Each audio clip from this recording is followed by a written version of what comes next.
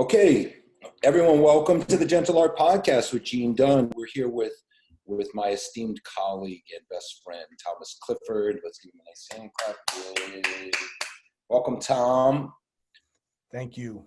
Tom, we left off last week at the kind of the start point of renewal, the conversation about renewal as it pertains to the dojo, and we want to sort of explore some good ideas about renewal and sort of, if you will, interrupt this negative notion of COVID controlling the outcome of our dojos.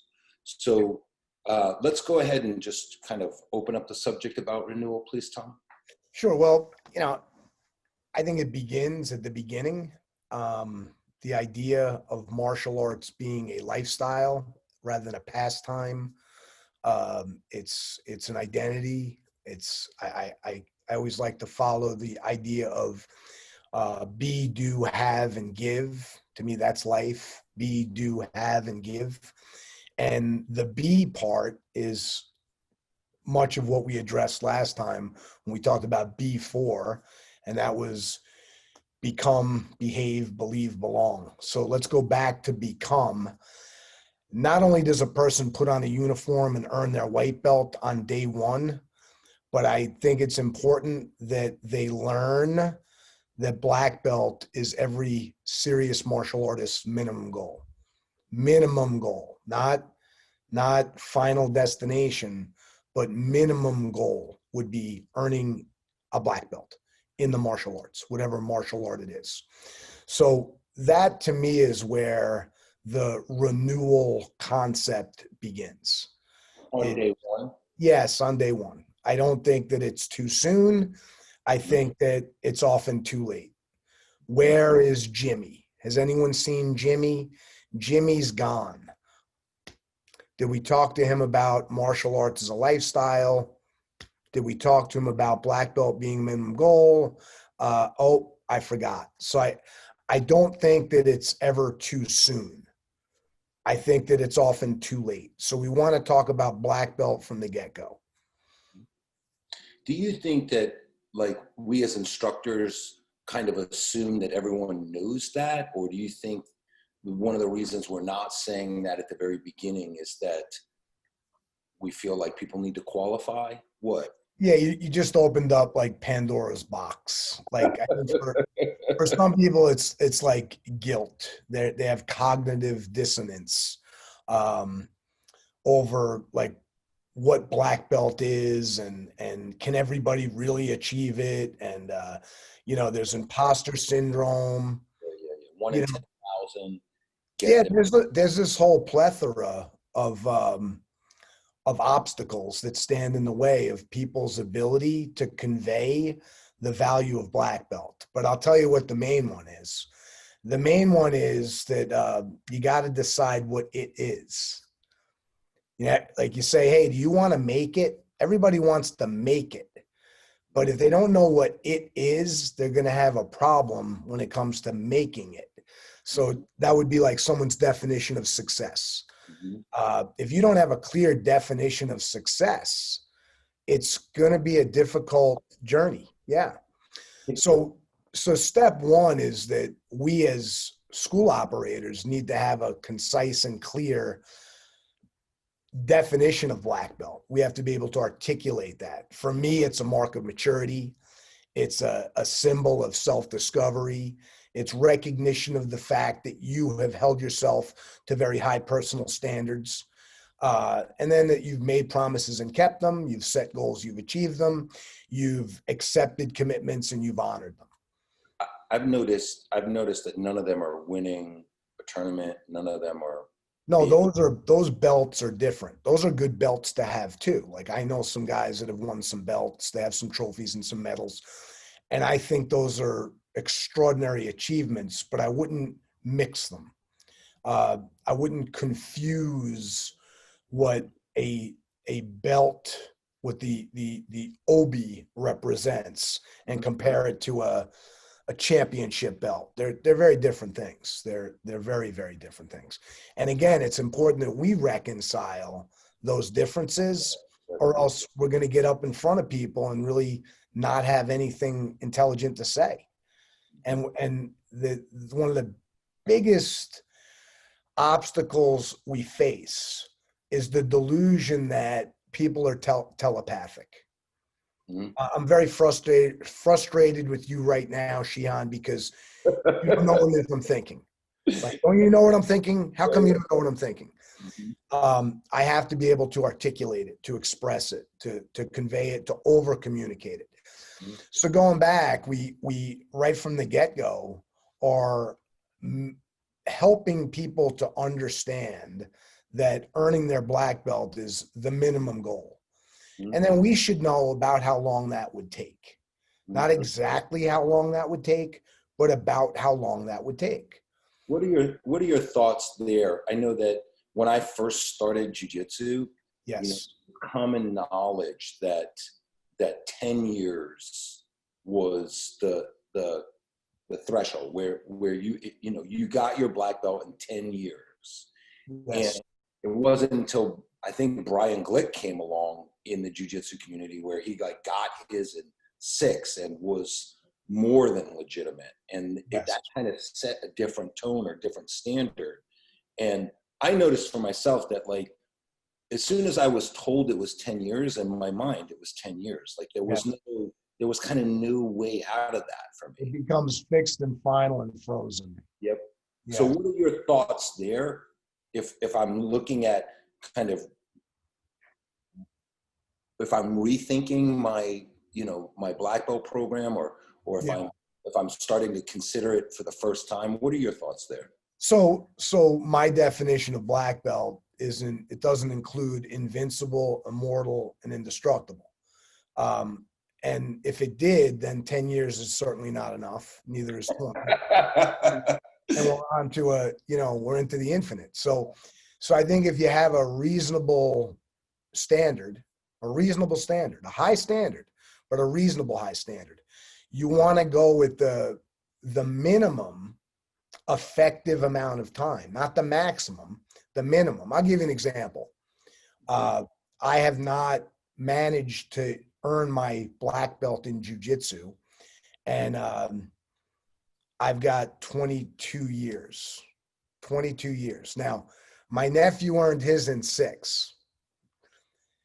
Who would you rather train with? I'd rather train with the guy who did it in 6. The guy who did it in 6 is obviously quite studious. The guy who did it in 6 is obviously quite capable. The guy who did it in 6 doesn't procrastinate. The guy who does it in 6 is not a coward. If it takes 20 plus years, something's in the way. And what's in the way of me earning my black belt in jiu-jitsu is me. I'm in the way of it. So my jiu-jitsu program reflects that inability to get out of my own way. My karate program, on the other hand, flourishes. My jiu-jitsu program, its stagnation is a direct reflection of the mental block that has prevented me from accepting the responsibility of my rank. So if we're talking about renewal in this area, what would be a helpful idea? Because I know you have experience in your karate program, you have experience with other martial arts practices, not just karate. Yes. What would be a good example mentally to kind of go back and renew in thinking about your program or your own getting out of your own way? Like, what's something there? Are you talking about the amount of time that it would take? No, I think it's very clear. I think you made it very clear. Like, whatever the time is going to be, choose that and make it the minimum standard, not the maximum standard. Yes. There's a lot of leeway, but have a high standard, make it reasonably high, and then stick to that. Yes. Right? That's what I got. Yes. But then what I also heard you say was that part of the issue about our program's success and who we want to be training with is that oftentimes we stand in our own way. Yes. Right. And so I heard your humble approach to the conversation about, your own program. And I appreciate that. Mm-hmm. What is a renewed perspective that one might take on if they're realizing, oh, right, I've been in my own way about my program, and how can I kind of renew that in my thinking? Yeah, I would say that the process of reverse engineering, you make a decision on how many students, how many classmates would you like to have? How many members of your dojo would you like there to be? I think that's a good thing to start with. And, people will say, well, quality is more important than quantity. Well, quantity happens to be a quality. It's a measurement. It's something that we can quantify, the number of people. And the number of people is indicative of a quality or a characteristic of your ability to lead, your ability to influence others, your ability to create an environment that's attractive and appealing. So I don't think people should be unclear about the number of people who they would like to serve. Mm-hmm. So let's just say that number is 300. Mm-hmm. 300 people. You want to have an active membership of 300 people. Well, you're not going to have 300 people that are in the first, say, 6 months to 1 year of their training, because that would mean you'd be enrolling like 40 people a month. You're not enrolling 40 people a month or 30 people a month. You're enrolling a lower number than that. So what the numbers are going to reflect eventually is you're going to have membership at different levels of experience represented by the color of the belt, right? So if your school is functioning effectively, are you going to have more white belts than black belts or more black belts than white belts? It's not a trick question, and I'm not trying to play stump the chump. So the answer is this. You're going to have more black belts, because when you put on your black belt, you have it for a very, very long time. You put degrees on it, and then the coral belt and the red belt, for example, in jiu-jitsu. But that belt is black for a god-awful long period of time. The white belt, not so much. The white belt, if you're wearing that white belt north of 18 months, there's some issues that need to be addressed. If you're wearing that blue belt north of 3 years, north of 36 months, I would argue that there's some issues that need to be addressed. And I'll give you the example. It's like, the fourth grade was the most difficult 2 years of my life. And I was really good at it the second time around, but there's a problem with that. Point taken. Yeah. So we're in B. Next is due in the renewal sort of mindset, if you will. Yeah. So we've already decided we're going to be a black belt. It hasn't happened yet. Yep. Then we have to do the things that people do in order to earn that goal. And do comes down to our thoughts and our actions. Our thoughts and our actions are what we do. And the quality of our thoughts and our actions manifest in what we have, what we end up with, a result. So how are we helping people with their thoughts and their actions in this process? We're very, very clearly helping them to make up their own mind. We're not making it up for them. We're not going to wait until it occurs to them that earning their black belt maybe, perhaps, possibly would be a good idea. I unapologetically impose that goal on their consciousness to the best of my ability. Unapologetically, I push it. We're talking about it every day in class. All the time. All the time. Because I have a bias, but I believe that it will only enhance the quality of their lives. Mhm. Now, again, I know a little bit about this. We have evidence to prove that. Yeah, and I have evidence in my two alternate universes of one where I bravely and courageously accepted the responsibility, and the other universe where I've sheepishly and in a cowardly fashion decided that I'm going to be a really, really, really good brown belt Mhm. instead of a mediocre black belt. And I'm here to tell you, you know what I am? I'm a really mediocre brown belt. And I get more mediocre as each year passes. In other words, my birthday, I'll be 53 next time. I don't get to, on my birthday, say, no, thanks. I'm going to stick with 52. In fact, like, let's go to 36. I don't have a choice. My only option is what kind of 53-year-old I'm going to be. But I don't get to say, like, no, thanks. I'm sticking with 52. You know, as an aside, like, it's like I remember receiving black belt, and I struggled with it. It was a goal, and I wanted to receive my black belt since the day I started jujitsu, since this day I started karate. Yes. But there was a little bit of a disconnect because I always questioned whether or not I deserve that belt. And you know, there were these comparisons, and I still do it with like, oh, the purple belts of today would have crushed, you know, the black belt that I was, and even the black belt that I am now today. And one of the things that I've realized is that receiving the belt is part of the process of becoming a black belt. It is in the process. It's not the end of the story. And we realize more about ourselves in that place as well. So Yeah. so for I think, and you know where I come from. Like for a long time, the Yes. Hendo Gracie black belt was of the highest ilk. I think it still is. It absolutely is. It Uh, absolutely is. And there's a bunch of places where it's of the highest ilk. You know, people have biases toward their particular perspective, but I would say that your lineage is universally agreed upon as being the gold standard. and, We could say the black standard. Absolutely, positively.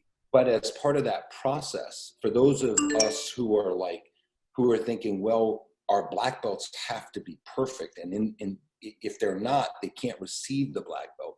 You're denying them part of the process. That's Yeah. why I think what you said was brilliant, like the minimum standard, not Yeah. the maximum. Yes. Yes. And again, it's hard enough to become a black belt, but it's a whole hell of a lot harder to be one. To be one, it is. Right. Like the becoming one, you can pervert that experience to being finite and this moment in time where it was tied upon your waist. Mhm. But that's not being a black belt. The becoming and the being are two very different things. You know, like you can become a physician. You could become a doctor, but being a doctor is a whole hell of a lot harder than becoming one. Mhm. And especially if you plan on being a really good one. Mhm. So I've been told. And I believe that. I believe that it's as daunting as it is to get to the point where you that rank is bestowed upon you. What's even more daunting is the measuring up to it ongoing. Yeah, yeah. And not just measuring up to. That's why a lot of students don't actually want to accept. Yeah, and the other thing is, like, we in this discussion, black belt's the minimum goal. It's not the finish line. It's very important that it not be perceived as the finish line. I think we do our classmates or our students an injustice by conditioning them to believe that it's a finish line that you run through and then you move on to something else. You can do that. It's not a good idea.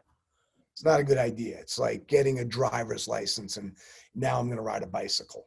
You know, like You should ride a bicycle, but you have a driver's license, you should also drive. Like that's why you earned the license. So you could participate in the activity.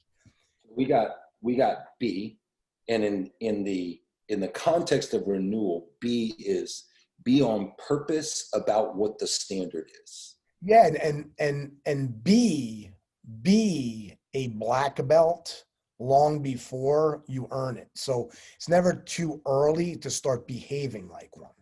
And We then, got two. We got well, two. well, it's important that we visit this because what differentiates a black belt from a white belt is how much those individuals serve their peer group. Mhm. And the black belt needs to serve their peer group a whole hell of a lot more than the white belt. So it's never too early for the beginner to behave in a role where they have responsibility not only toward their own progress, but toward other people's progress as well.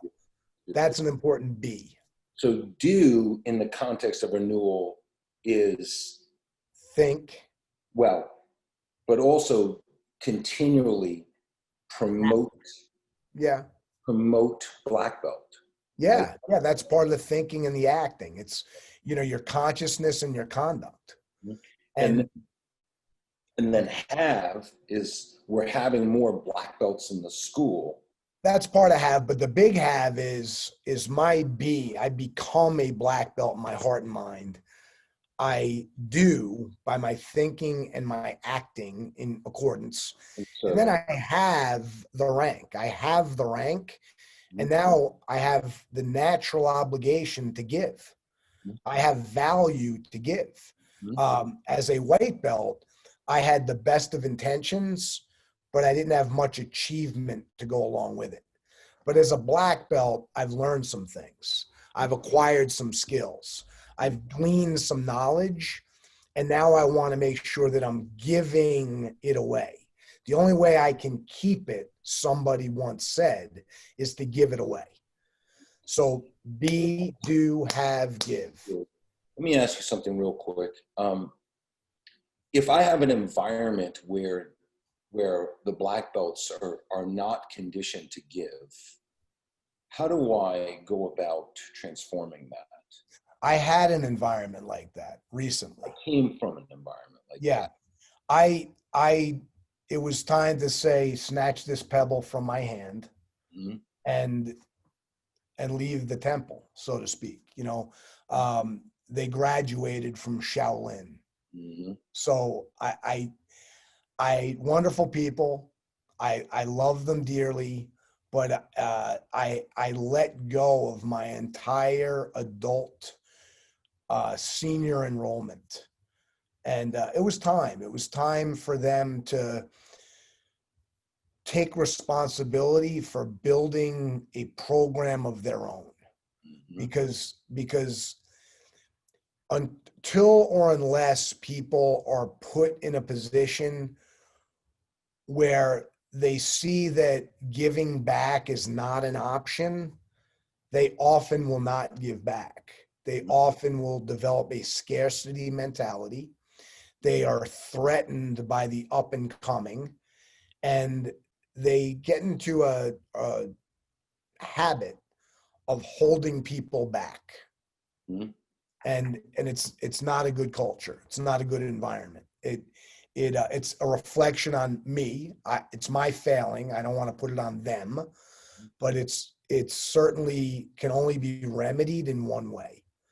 And that was, we did a black belt, first, second, third, fourth, and fifth degree ectomy, and they're no longer here at the dojo.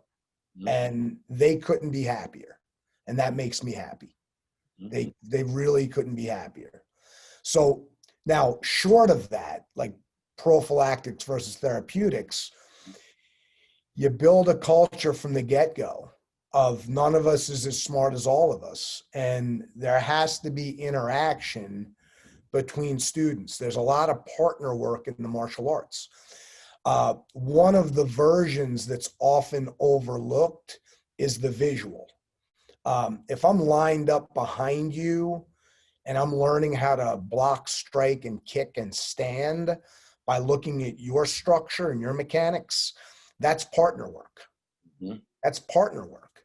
You are being an example, and I am being an eager student. You are being a senpai, and I am being a kohai. So that partner work, though, needs to be brought to light, I believe, by the leadership. The leadership has to make people cognizant of, Tom, not only is it okay for you to copy the answers on Gene's Scantron sheet, but you have to. Not only do you get to, but you need to. And it's not cheating, it's collaboration. Like only in academic education do we think that the kid who knows how to spell the word properly should hide the answer from the kids who don't. It's only in like academia that we think that that's a good idea. If we go to the other classroom in an elementary school called the playground, I don't figure out how to go down the slide head first. I watch you do it. And if you do it well, I do it the way you do it. If it's disastrous, then I say, you know what? Shion's not so good at that technique. And I follow the way Jimmy or Billy or Bobby does it. So in the playground, we learn from each other's example. Like, this is how you go across the monkey bars. This is how you go down the slide. This is how you jump off the swing set.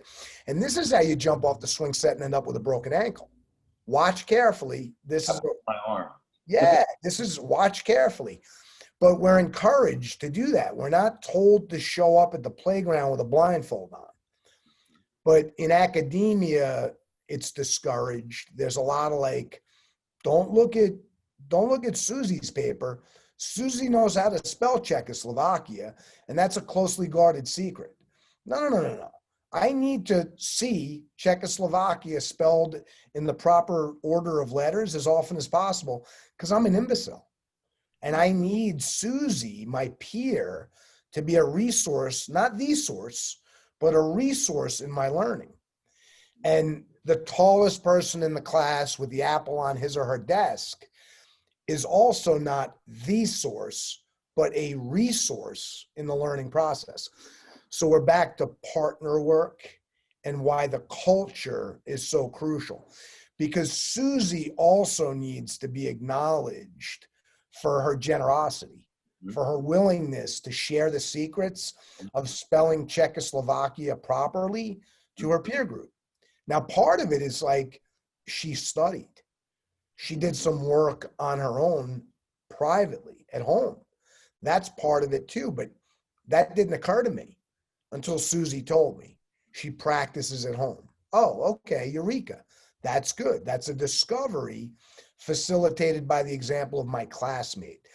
And that's a functional dojo. Martial arts is very visual. So we have the demonstration from our peer group. Much of the explanation is from our instructor. Mm-hmm. Then we have the programming. That's getting it from our central nervous system to our motor skills, part of our peripheral nervous system. It came in through our sensory nervous system, got to our central, back out and becomes skill through our motor nervous system. That's the programming process. Then we train at extraordinarily high levels of intensity until our technique becomes habit. We habituate the skill. And then what do we find out? We did it wrong. So we rinse and repeat.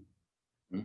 We have to go back, not review, but renew the process. Mm-hmm. And that's from day one, when someone enters into the dojo, they should experience the repetitious nature of mastery, the repetitious nature of what it is that we do, but not miss the intention of each one better than the last. Mm-hmm. Not just you got to take 1,000 foul shots. If you take 1,000 foul shots, you'll be really good at putting the ball in the hoop. That's not true. You have to take 1,000 foul shots with the intention, the genuine, authentic, and sincere intention of putting the ball in the hoop. better each time than the last. Then the practice is progressive. And that's an environment we create or we don't. So very quickly, I'll share something that I learned from Hanchi Dave Kovar, and that's that, Gene, I just want to thank you for being part of the program. You've been a member of the dojo now for a few months, and we're happy to have you. So I want to thank you for being here. Can I ask you, what do you like most about your training? And you'll either give me an answer or you'll get tongue-tied and I'll provide you with a menu. Do you like the physical training? Do you like the philosophical component? Do you like the fellowship? Do you like the aspect of holding yourself to a high standard with your peer group? What do you like most? Me? Yeah. Yeah. I love the training. You love the training. You love the intense physical experience. Let me ask you something. If there was something that we can improve, what would it be? What's the one thing that you wish we could do a little bit better here at the dojo? I don't have one. Nothing jumps out at you? Okay. Let me ask you a quick question, Gene. Where do you feel your skills are right now in comparison to what you believe to be your potential on a scale of 1 to 10? Where do you think you're at? 10 the highest, 1 the lowest. Where are you at right now? 4. Out of 4. Do you remember where you were 4 months ago? Yeah, 0. Okay. Can you imagine where you're going to be 4 years from now? Where do you think you're going to be? You think you'd be at a 0? No. Will you be at a 4? No. Where do you expect to be in 3 or 4 years when you tie that black belt around your waist for the first time? 7, maybe 8. I'd like to be at 8. Great. 8's your minimum. Fantastic. That's a pretty high standard. Do you think you can make it a 9? I mean, do you see that in your future? Can you visualize that? I'd love that. I mean, yeah, because I want to help to paint a picture for you, to create a vision, and you're going to live into it. You're going to live into that. So that's great. So that's the present, the past, and the future. We didn't go past present, future. We went present, then we went back in time, and then we went to the future. The reason why is that there's more value between the past and the future than if I went past, present, future. They're smaller increments. The larger increment is start where you are, go back to where you were, and then talk about where you're going to be. There's a lot of value in there, and you know it. Next thing I want to ask you, Gene, is there anyone who you think would benefit from training here at the dojo like you have? Do you have a friend, a family member, a colleague, a neighbor? Is there anyone who you know that would benefit from training here at the school? Yeah, my friend James. Fantastic. So would you consider inviting them in? Our gift to you would be a month of lessons for free, and that would be your gift to them. Sure. Great. And are you on social media, Gene? Would you consider giving us a favorable review? Please stay off of Yelp, stick with Google or Facebook. Maybe give us a favorable review on social media. Certainly. You'd be able to do that? Fantastic. So that's a process that I want to go through with all of my students. And as Hachi Kovar would say, the only ones I wouldn't do that with are the ones that I'm not interested in keeping. Ones that I'm not interested in having experienced success. But that's a process that's extremely beneficial. A thank you. What do you like most? What do you like least? Present, past, future. Is there somebody who would benefit from lessons at the school as you have? Would you be interested in giving us a favorable review on social media? Fantastic. Thank you. Well, Tom, thank you so much. I think that's a very powerful approach to the renewal process and the renewal mindset. I love be, do, have, and with the added give. That's really very, very powerful. That's the driver, man. Ultimately, that's the driver. Like that drives everything. I really love that the way that you pointed out that the dojo is not about hiding the answers, that our classmates must give us the answers. I was thinking about, being in the noontime class in the Tokutai dojo, and Mr. Vizio, I always stood behind the guy because I wanted to know the answers. And that's exactly how it's done in a traditional dojo. And I benefited greatly from it. And I can't answer the question for him, but I think it's, hopefully he benefited from it as well. But I just love that. I love that analogy because it was spot on. It was really, it is how it's done. And again, thank you for the process, the kind of the illuminating Hanshi Kovar's process. I think that was really great as well. Would you like to finish with something? Yeah, I'd like to point out that one of the most crucial components of the maturity in the martial arts that we want to enjoy, that we want to someday experience and enjoy, is when we line up in the back again, when our ability to demonstrate is not quite what it once was. And you're north of 50, are you? We don't talk about age, but I do. I'm north of 50, and I'm here to tell you, like, my spinning hook kick is not what it once was. The ship sailed, and I'm good with it. I really am. I'm pleased that I'm still able to do a spinning hook kick, to compare its mediocrity with the proficiency that once was. But what I'm even more delighted by is when I line up in the back, what I get to observe is the consequence of my influence. See, just like Mr. Vizio set an example for you by lining up in front of you, you set that example for all of the others who lined up behind you. And then one day your instructor perhaps invited you to line up in the back. And he invited you to line up in the back, not because you're no good and you're a horse put out to pasture, because you've afforded yourself the luxury and the advantage of lining up in the back so you could benefit from the observation of the consequence of your influence in all of those people who are coming up through the ranks. And that's the only valid version of leading from behind. Any other version of leading from behind is cowardly, but that version of leading from behind is quite courageous, and it's extraordinarily fulfilling.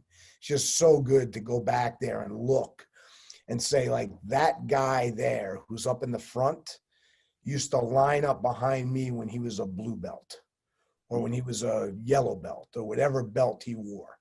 And look at him. Like, I can actually, not only can I see some of my technique in his, but he made it better. Made it better. And I'm honored to have been a part of that. That mentality is necessary in a dojo. What a lot of times we'll do is we'll select ourselves out of the culture because our ego cannot bear the pain of lining up in the back. And I think it's important. Thank you. Thank you. Good job. Thank you.